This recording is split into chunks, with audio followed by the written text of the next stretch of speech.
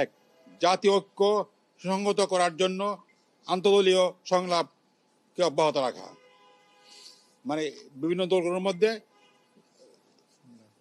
সংলাপ করতে হবে, এটা আমরা একমত হয়েছি। দুই, দ্রুত সময়ের মধ্যে প্রয়োজনীয় সংস্কার সম্পন্ন করে 2025-এর মধ্যে জাতীয় নির্বাচন ব্যবস্থা করা। তিন, দ্রব্যমূল্য নিয়ন্ত্রণ, আইন শৃঙ্খলা পরিস্থিতির উন্নয়নের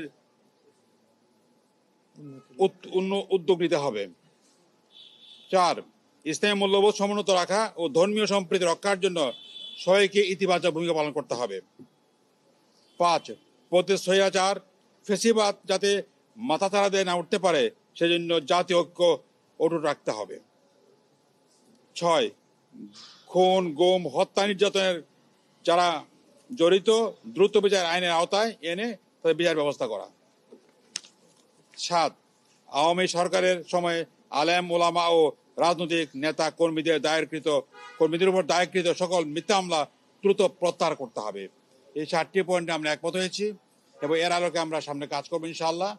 বিশেষ করে ইসলামী দলগুলোর মধ্যে ঐক্য সাধন করা এবং সবাইকে নিয়ে জাতীয় ঐক্য সাধন করা। জাতীয় ঐক্য হচ্ছে 5 আগস্ট যে ঐক্যটা হয়েছিল এটা অটুট রাখার, কারণ ইতিমধ্যে কিছু ভিন্ন চিত্র আমি দেখতে পাচ্ছি। এই জন্য আমরা স্তমান হচ্ছে বিভিন্ন ঐক্য, জাতির স্বার্থে আজকে ঐক্য করা জরুরি বিষয় আমরা মনে করি।